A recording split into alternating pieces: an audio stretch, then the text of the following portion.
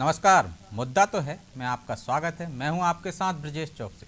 आज मुद्दा तो है मैं बात करेंगे निशाने पर कौन की। देश की सियासत में नई बहस छिड़ी हुई है।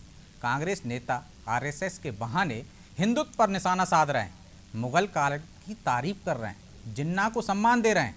तो भाजपा भी हमलावर है।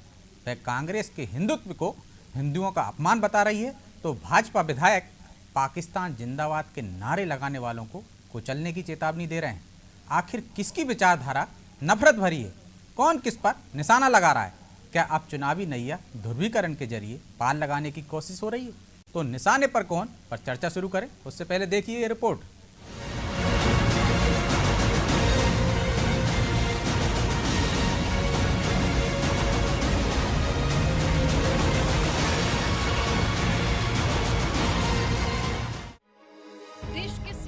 बयानबाजी का दौर थमने का नाम नहीं ले रहा है। बयानवीर अपने बयानों के जरिए विशेष समुदाय के वोट बैंकों को अपनी तरफ लाने की कोशिश में जुटे रहते हैं। बीजेपी पर हिंदुत्व की राजनीति करने का आरोप लगाने वाले कांग्रेसी नेता अब हिंदुओं पर ही सवाल खड़े करते नजर आ रहे हैं। कांग्रेसी लगातार हिंदू और हिंदुत्व पर सवाल उठाते दिखाई दे रहे हैं। कांग्रेस के वरिष्ठ नेता सलमान खुर्शीद ने जहां अपनी किताब सनराइज ओवर अयोध्या में हिंदुत्व की तुलना आईएसआईएस और बोको हरम जैसे आतंकी संगठनों से की है, तो वहीं कांग्रेस के ही दूसरे वरिष्ठ नेता और गांधी परिवार के करीबी कहे जाने वाले मणिशंकर अय्यर ने पंडित जवाहरलाल नेहरू की जयंती पर मुगल शासकों की जमकर तारीफ की। कांग्रेस के एक और वरिष्ठ नेता राशिद अल्वी ने राम नाम लेने वाले संतों की तुलना राक्षस से कर दी। हिंदुओं पर सवाल उठाने वालों की लिस्ट में सबसे पहला नाम मध्य प्रदेश के पूर्व मुख्यमंत्री दिग्विजय सिंह का है, जिन्होंने हिंदू आतंकवाद जैसे शब्द को प्रचलन में लाया। हालांकि कांग्रेसी अपने नेताओं का बचाव करते नजर आए और बीजेपी पर जमकर हमला बोला। सलमान खुर्शीद जी ने एक किताब लिखी, ये उनके निजी विचार हैं, मैं ना उसका समर्थन कर रही हूँ ना खंडन कर रही हूँ, लेकिन उन्होंने उस किताब में क्या लिखा है? उन्होंने उस किताब में लिखा है कि जो उग्र बन के हिंदुत्व की बात आज कर रहे हैं वो गलत है, और एक प्रैक्टिसिंग हिंदू होने के नाते मैं इस बात से सहमत हूं, क्योंकि मेरा धर्म किसी को मारना, मेरा धर्म किसी का शोषण, मेरा धर्म किसी को पीटना, किसी की जबरदस्ती जलालत करना, किसी को जबरदस्ती हमारे धर्म का एक उच्चारण कराना बिल्कुल नहीं सिखाता है। हिंदू धर्म को ढोंगी हिंदू बदनाम नहीं करेंगे। मेरे राष्ट्रवाद को फर्जी राष्ट्रवादी चुप होते हैं जब हमारी आजादी को भीख कहा जाता है। कांग्रेस नेता लगातार हिंदुओं और हिंदुत्व पर सवाल उठा रहे हैं और मुगल शासकों की तारीफ करते नजर आ रहे हैं। हालांकि मुगल शासकों को महान बताने वाले कांग्रेस नेताओं पर मध्य प्रदेश बीजेपी ने जमकर हमला बोला। बीजेपी सरकार के नगरीय प्रशासन मंत्री भूपेंद्र सिंह ने दिग्विजय सिंह, मणिशंकर और सलमान के बहाने राहुल गांधी पर हमला बोला। ये जो हेडमास्टर हैं वो राहुल गांधी जी हैं, और राहुल जी सोनिया जी के यहाँ से प्लानिंग होती है और फिर हिंदू धर्म को अपमानित करने वाले, हिंदू धर्म को आहत करने वाले लेख लिखे जाते हैं, किताबें लिखी जाती, पुस्तकें लिखी जाती हैं, और उनको महिमा मंडित करने का काम कांग्रेस के लोग करते हैं। कांग्रेस का जो चरित्र है वह हमेशा सांप्रदायिक चरित्र कांग्रेस का रहा है। कांग्रेस कभी नहीं चाहती कि हिंदू मुसलमान मिलकर रहें। कांग्रेस हमेशा इस तरह की बातें करके हिंदू धर्म को भी अपमानित करते हैं और सांप्रदायिकता फैलाने वाली बातें करते हैं। कांग्रेस नेताओं के निशाने पर जहां अभी तक बीजेपी और संघ हुआ करते थे, अब कांग्रेसी बीजेपी और संघ से हटकर हिंदू और हिंदुत्व पर हमला करते नजर आ रहे हैं। लेकिन सवाल यही कि आखिर कांग्रेस नेता कब तक हिंदू और हिंदुत्व पर हमला करते रहेंगे और राजनीतिक लाभ के लिए पूरे हिंदुओं पर सवाल उठाना कितना सही है। ब्यूरो रिपोर्ट, अनादि टीवी।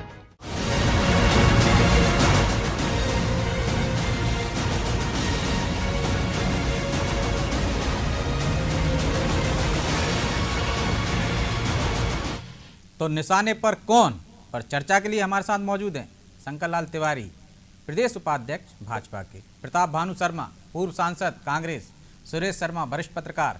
तीनों मेहमानों को बहुत बहुत धन्यवाद। स्वागत करता हूं और शुरुआत करता हूं शर्मा जी आपसे। आपने भूपेंद्र सिंह जी को सुना अभी, उन्होंने कहा है कि हेड मास्टर राहुल गांधी हैं और आपका चरित्र ही ऐसा है कि सांप्रदायिकता फैलाते हैं और चरित्र सांप्रदायिकता का है और इसके बहाने आप एक वर्ग को साधते हैं, तुष्टीकरण की राजनीति करते हैं। प्रताप भानु शर्मा जी। हाँ जी, भूपेंद्र जी को मैंने सुना और जिस तरह से उन्होंने कांग्रेस के नेतृत्व पर और कांग्रेस के विचारधारा पर प्रश्न चिन्ह खड़े किए हैं, ये उनकी हल्की सोच का परिचायक है। कांग्रेस ने हमेशा सर्वधर्म समभाव की बात करी है। कांग्रेस ने हमेशा हिंदुत्व को मजबूत करने की, हिंदू धर्म को मजबूत करने की बात करी है।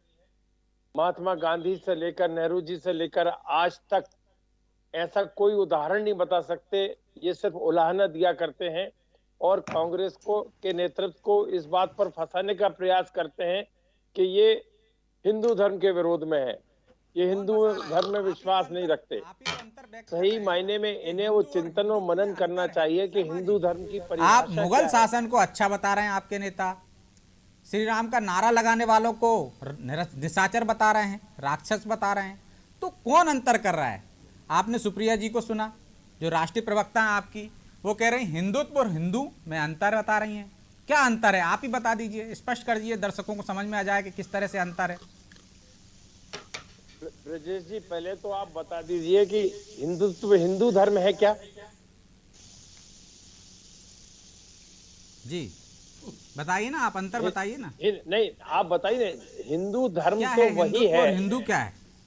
हिंदू धर्म वही है जिसकी आधारशिला, जिसका प्रचार प्रसार जगत गुरु आदि शंकराचार्य जी ने किया। जी। हिंदू धर्म वही है जो विवेकानंद जी ने 1893 में अमेरिका की धर्म महासभा में हिंदू धर्म का व्याख्यान करा और पूरे भाईचारा, सर्वधर्म समभाव की बात कही। सत्य, अहिंसा और सहिष्णुता पर आधारित जो धर्म है वही हिंदू धर्म है। पर हिंदुत्व कहां से निकला, उसकी उत्पत्ति कहां से हुई, ये तो जिन्होंने खोजा है उनसे पूछिए। हम तो हिंदू धर्म के उपासक हैं, हिंदू धर्म का पालन करने वाले हैं और हिंदू धर्म की मर्यादा के अंदर ही बात करते हैं, उससे बाहर जाके बड़बोलापन नहीं करते हैं। और हमेशा जो सर्वधर्म की बात है, सर्वधर्म समभाव, पहले तो, अरे सुनो तो ब्रजेश पहले सुनिए तो शर्मा जी, पहले तो सलमान खुर्शीद बोल रहे थे, आज तो राहुल गांधी ने बोल दिया कि हिंदुत्व अलग है। बात सुन तो मेहरबानी करके, सर्वधर्म समभाव की बात ना तो हमें बाइबल से मिली, ना हमें कुरान से मिली, ना किसी और धर्म से मिली। ये हमारे वेदों से, वेदवाणी से मिली हुई बात है और यही हिंदू धर्म है और यही हिंदुत्व है। जो इस बात को मानेंगे वो उसकी सही परिभाषा समझेंगे। और यदि भाजपा आरएसएस के लोग अपने मन से उसकी कोई नई परिभाषा गढ़ना चाहते हैं, वो हमें स्वीकार्य नहीं है। अब बोलिए आप। हम कहाँ गढ़ रहे हैं या भाजपा कहाँ गढ़ रही है? ये तो आपके ही नेता ने, सलमान खुर्शीद ने गढ़ दिया ना कि आईएस और बोको हरम से उनकी तुलना कर दी। तो आपको लगता है कि हिंदुत्व ऐसा है, ऐसा हो रहा है देश में जिस तरह से आईएस कर रही है या बोको हरम कर रहे हैं? नहीं, उन्होंने तुलना गलत करी। मैं उनके उस टिप्पणी से या उस पेज में जहां उन्होंने लिखा है उससे बिल्कुल सहमत नहीं हूं। हिंदुत्व, हिंदुस्तान, ये सब एक राष्ट्रीयता से जुड़े हुए हैं, पर उसके नजरिए को समझना होगा। हिंदू धर्म या हिंदुत्व का नजरिया संकीर्ण नहीं हो सकता। सबको साथ लेकर चलने, सब धर्म के प्रति सहिष्णुता रखने वाला ही हिंदू धर्म हो सकता है। एक बात और मैं कहना चाहूंगा ब्रजेश जी, ये उनकी टिप्पणी से हम लोग तो नहीं है सहमत और हमने अपनी पहले दिन अभिव्यक्ति कर दी थी, परंतु हमें ये भी देखना पड़ेगा, सलमान खुर्शीद की उस किताब में जो अयोध्या पर लिखी है, उन्होंने ये स्वीकार किया है कि जो सुप्रीम कोर्ट ने निर्णय दिया है वो एक तथ्यों के आधार पर है और वो स्वीकार है और सबको स्वीकार होना चाहिए। कितनी बड़ी बात एक मुस्लिम स्कॉलर ने कही है, उसमें अच्छाइयां भी हैं, जिस बात से हम सहमत नहीं है उसको हम इनकार भी कर रहे हैं, पर जो इतनी बड़ी बात जो एक देश का विदेश मंत्री स्वीकार करे, जो एक प्रगतिशील मुस्लिम वरिष्ठ अच्छा प्रगतिशील विचारों का जो है तिवारी वो जी, स्वीकार करे। शर्मा जी तो किनारा कर गए हैं। हालांकि राहुल गांधी को हमने देखा है कि समर्थन करते दिखे हैं आज वो, तो एक तो आरोप आप पर लगाते हैं। यदि सुप्रिया जी को आपने भी सुना, उन्होंने कहा कि हमारा राष्ट्रवाद असली है, आपका नकली है, और आप जो आरोप लगा रहे हो वो आरोप आप पर भी लगाते हैं कि आप सांप्रदायिकता फैलाते हैं और इस तरह ध्रुवीकरण करके वोट बैंक हासिल करते हैं। देखिए, कांग्रेस के लोग हारे थके और आम आवाम से धकियाए हुए लोग हैं। इस समय ये झुंझलाहट में, खुजलाहट में, बौखलाहट में क्या बोल देंगे, कब बोल देंगे, ये सलमान खुर्शीद घर के बाहर निकलता है कि नहीं। अभी आदरणीय मेरे सर्वर जी कह रहे थे विदेश मंत्री, ये बहुत पुरानी कड़ी है और इसलिए अब ये विदेश मंत्री की कड़ी का उफान का कोई मतलब नहीं कि पुराने विदेश मंत्री हैं तो बड़े विद्वान हैं। और इस नाते मैं ये कह रहा हूँ कि ये जानबूझ करके और फिर से नेहरू की उस कांग्रेस को जिंदा रखना चाहते हैं जो इंदिरा जी ने ही दफन कर दी थी।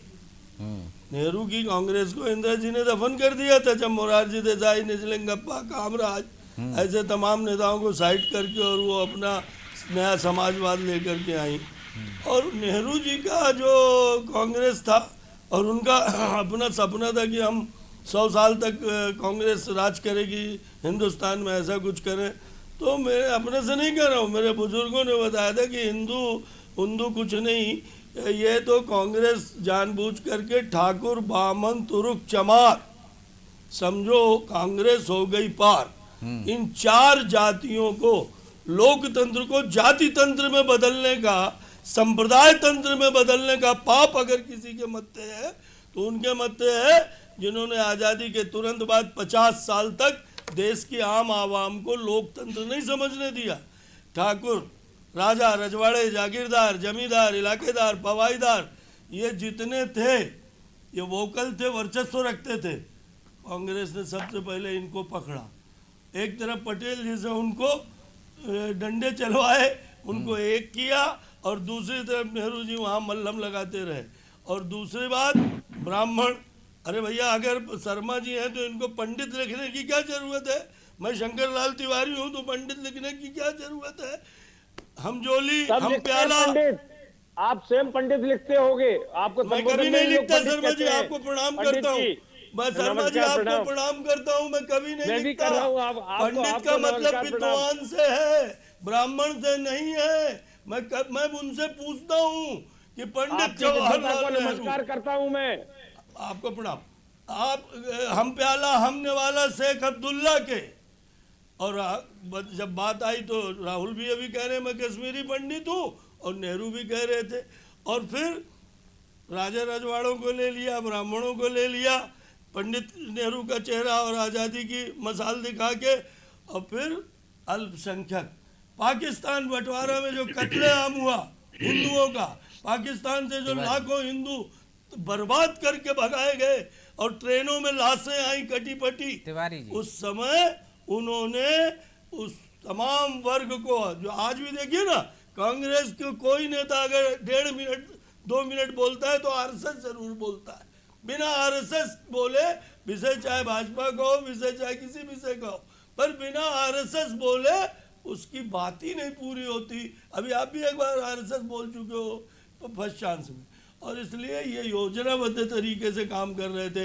बीएसपी के आने के बाद इनका अनुसूचित जाति का वोट खत्म हो गया, मुलायम मियाँ के आने के बाद, लालू मियाँ के आने के बाद, और इनका अल्पसंख्यक वोट इनके हाथ से निकल गया।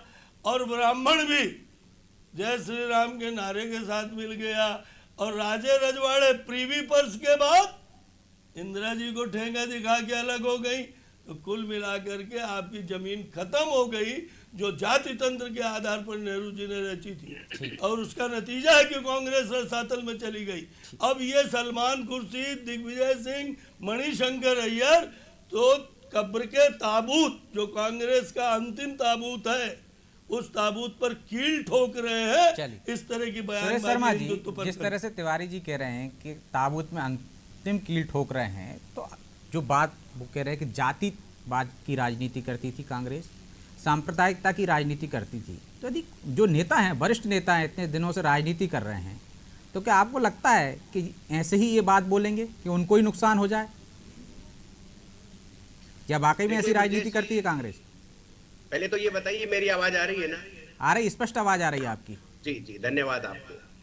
देखिए, ये राजनीति में इस समय ये वोटों को खींचने का खेल चल रहा है जी क्योंकि तिवारी जी ने जो बात कही है वो बहुत हद तक जो है राजनीतिक रूप से सही है। मैं उसको प्रमाण पत्र नहीं दे रहा हूं, लेकिन राजनीतिक रूप से सही है कि कांग्रेस एक जमाने में सभी समुदायों का, सभी जातियों का, सभी प्रकार के लोगों का समर्थन हासिल करके सत्ता में रहती थी। वो धीरे धीरे छोटे छोटे घटक कांग्रेस से ही निकले और उन्होंने अपने अपने जातियों के हिसाब से और वोटों को खींचना प्रारंभ कर दिया, जो आज वो वापस खींचने के लिए विभिन्न प्रकार के प्रयास कर रही है। ये तो एक राजनीतिक विषय पर मेरी छोटी सी टिप्पणी है, पर मैं उस पर बहुत ज्यादा बोलने के मूड में आज नहीं था। जब मुझे आपकी तरफ से संदेश मिला तब जो है मैंने समझ लिया था कि आज मुझे क्या बोलना है, तो मैं अपनी बात पर आता हूँ। देखिए ब्रजेश जी, इस समय इस देश में एक बहुत बड़ी समस्या चल रही है और वो समस्या ये है कि जैसा कि मैंने कम से कम 6 महीने 8 महीने पहले एक सवाल पूछा था कि क्या भारत के आजादी के समय बचा हुआ मुसलमान वो भारतीयता की दृष्टि से या भारत के प्रति प्यार की दृष्टि से रुका था, या जिन्ना का एक छोटा सा बीज था जो धीरे धीरे पनप कर बड़ा हो रहा है? ये मैंने सवाल पूछा था। मुझे आज तक उस सवाल का जवाब नहीं मिला, लेकिन जब 10 साल उपराष्ट्रपति रहने के बाद अंसारी साहब जब रिटायर होकर के अलीगढ़ पहुंचते हैं, वो अलीगढ़ यूनिवर्सिटी के कुलपति भी रहे हैं, बहुत विद्वान है, शिक्षाविद है वो। जब वो आप पहुंचते हैं तो मदरसे की भाषा बोलते हैं, तब समझ में आता है कि अंतर मन में कितना जहर भरा हुआ है और पाकिस्तान के प्रति कितना समर्थन भरा हुआ है। आज जब सलमान खुर्शीद जो दिल्ली स्कूल जो चलाता है, दिल्ली पब्लिक स्कूल जैसा चलाते हैं, पूरे देश भर में फ्रेंचाइज देके करोड़ों रुपया देश की जनता से वसूल रहे हैं, वो व्यक्ति जिसको शिक्षाविद हम सब मानते हैं, मैं भी मानता हूं, और वो यदि अपनी किताब में लिखते हैं और इतने नीचे गिर जाते हैं, यानी कि ये आपकी खीज है। आज मैं ये कहने में का साहस कर सकता हूं कि राष्ट्रीय स्वयंसेवक संघ वो काम कर रहा है जो आदि जगत गुरु शंकराचार्य ने किया है, और परम आदरणीय प्रताप भानु शर्मा जी ने भी उन शंकराचार्य जी का उल्लेख किया है। तो आदि शंकराचार्य जी ने हिंदू संस्कृति को, हिंदू समाज को, धर्म परिवर्तन को बचाने के लिए जो काम किया था, वो काम आज शंकराचार्य और धर्मगुरु, तो बहुत धर्मगुरु लगे हैं लेकिन शंकराचार्य उस रूप में नहीं लगे। हालांकि मैं बहुत छोटा व्यक्ति हूं जो शंकराचार्य के बारे में बात कह रहा हूं, मुझे बिल्कुल अधिकार नहीं है, मैं उनको प्रणाम नमन करता हूं, लेकिन इसके बावजूद भी मैं कह रहा हूं कि राष्ट्रीय स्वयंसेवक संघ हिंदू संस्कृति और हिंदू धर्म को बचाने का काम कर रहे हैं। चीज मुझे समझाने की कोशिश कीजिए और दर्शकों को भी कि जब राजनीतिक दल 2-2% वोट बैंक के लिए साधने की कोशिश करते हैं, एक छोटी छोटी जातों को साधने की कोशिश करते हैं, वो एक बड़े वर्ग को नाराज क्यों करेंगे ऐसा बोलकर? क्या जो वोट बैंक उनका खिसक गया है वो ज्यादा महत्वपूर्ण है या इनको भी साधने की कोशिश होनी चाहिए? तो ऐसी गलती क्यों कर रहे हैं राजनीतिक दल? देखिए 2014 से पहले हिंदू समाज समग्र रूप से वोट नहीं देता था जी। जातियों में विभाजित था, जातियों के नेता खड़े होते थे, वोट चले जाते थे, लेकिन 2014 में नरेंद्र मोदी के सामने, क्योंकि नरेंद्र मोदी की जो एक प्रकार का जो व्यक्तित्व है या ओरा जिस प्रकार का तैयार किया गया, उससे समग्र हिंदू समाज ने वोट दिया, जो 2014 में भी आया और 2019 में भी आया। मुझे जो है अभी भी जो प्रतिक्रियाएं आ रही हैं, जैसा घटनाक्रम घटित किए जा रहे हैं, मुझे नहीं लगता कि उस ओरा को तोड़ने के बारे में किसी का कोई विचार है। कोई भी राजनीतिक पार्टियां, क्योंकि छोटी छोटी राजनीतिक पार्टियां बना करके और कांग्रेस को भी कमजोर कर रहे हैं, विपक्ष को भी कमजोर कर रहे हैं, इसलिए ये। पर मैं एक बात जो फिर उस बात पर आता हूं कि आपने अयोध्या को लेकर के जिस प्रकार के मामले लिखे, क्या आप इस बात को जानते हैं कि अयोध्या क्या था? क्या इस बात को जानते हैं कि अयोध्या के अंदर बने हुए मंदिर को किसने तोड़ा था? और जब जिसको तोड़ा बलपूर्वक हिंदू समाज, मैं इस बात से दोनों बड़े नेताओं की बात से सहमत हूं कि हिंदू समाज सहिष्णु है, हिंदू समाज समन्वय का काम करता है, हिंदू समाज में समरसता है, सर्वधर्म समभाव की बात हम ही कर सकते हैं, यानी हिंदू ही कर सकता है, कोई और ने नहीं करा। क्या सलमान खुर्शीद की ऐसी कोई किताब आई कि विश्व का आतंकवाद कौन से धर्म के द्वारा संचालित किया जा रहा है? क्या मणिशंकर अय्यर ने कभी ये लिखा कि ईसाइयत जो है वो कन्वर्जन की आड़ में जिस तरीके की बातें कर रही है, क्या कभी लिखा? क्या मणिशंकर अय्यर ने हिम्मत करी? सोनिया गांधी जी ने जो मनमोहन के नेतृत्व में 10 वर्ष तक राज किया, हिंदू समाज की जाति व्यवस्था, शादी व्यवस्थाएं, गोत्र, इन सबको तोड़ने का काम किया। आदरणीय जो है प्रताप भानु शर्मा जी इस बात का उल्लेख करेंगे, क्या लिव इन जो है वो हिंदू संस्कृति, जिस हिंदुत्व को आप मानते हैं उसका हिस्सा है? क्या गोत्र के विरुद्ध विवाह करना उसका हिस्सा है? ठीक है, सीधे शर्मा जी के पास ही चलता हूं मैं, आपके तमाम सवालों के जवाब उन्हीं से ले लेता हूं। एक बात और कहने दीजिए प्लीज जी। क्या जो है आप और हम अपनी बेटियों को तैयार करके 21 साल की करते हैं और वो माँ बाप को धता बता करके और किसी के साथ विवाह करके चली जाती है। न्यायालय आज उसको संरक्षण देने की बात करता है। क्या परिवार का स्ट्रक्चर खत्म कर दिया? ये किसने छूट दी? किसने इस प्रकार की व्यवस्थाएं की? क्या जिस बाप ने माँ ने अपनी बेटी को पाल पोस के बड़ा किया, जवाब ले लेते हैं। शर्मा जी, आपके नेता, आपके राजनीतिक पार्टी के नेता, कांग्रेस के नेता दूसरे धर्मों के बारे में क्यों नहीं लिखते? क्यों एक बहुसंख्यक समाज पर, बहुसंख्यक वर्ग पर निशाना साधा जाता है? क्योंकि आपका जो वोट बैंक था, जो कोर वोट बैंक था, वो भी खिसक गया उसको साधने के लिए। देखिए, कुरीति किसी भी समाज में हो खुलकर लिखना चाहिए। मैं आपके इस बात का जवाब देता हूं।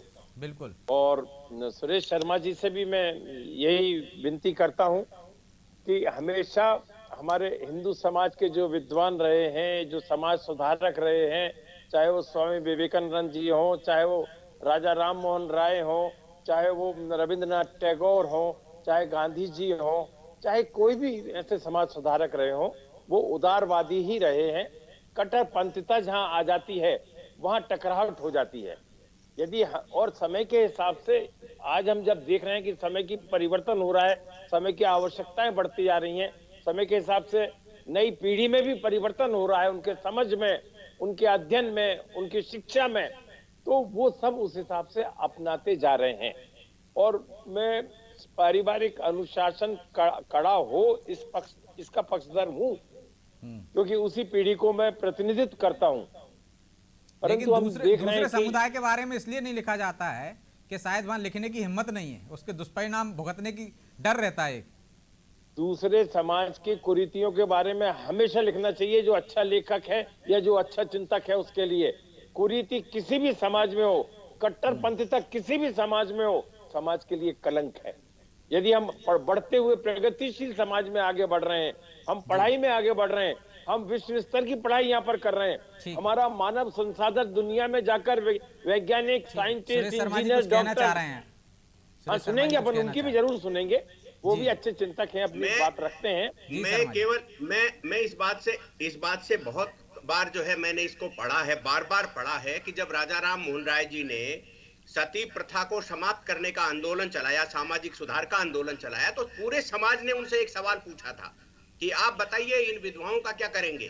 तब उन्होंने विकल्प दिया था कि विधवा विवाह कराइए, और देश ने धीरे धीरे उस कुरीति को समाप्त करने के लिए विधवा विवाह का मानस बनाया। लोगों ने तलाकशुदा महिलाओं से या विधवा हुई महिलाओं के साथ विवाह करने का जो है एक रास्ता खुला था। ये राजा राम मोहन राय जी की देन थी। लेकिन क्या हिंदू समाज में इतने तलाक हुआ करते थे? हमारे यहाँ तलाक जो है कभी स्वीकार नहीं किया जाता था, लेकिन मुस्लिम संस्कृति को अंगीकार करते हुए भारतीय समाज ने भी तलाक शुरू किया। और जहां तक हिंदुत्व का प्रश्न है, आपने ब्रजेश जी सवाल पूछा था, मैं आज जवाब देता हूं आपको। हिंदुत्व वो है जो अपने भगवान की बात को भी नकार सकता है। कौन सा धर्म ऐसा है जो अपने भगवान की बात नकारता हो? आप मुझे एक उदाहरण दीजिए। भगवान श्री राम के सबसे प्रिय पात्रों में से हनुमान जी थे, विभीषण थे, और ये थे अपने बाली के जो सुग्रीव, ये तीन सबसे प्रिय थे।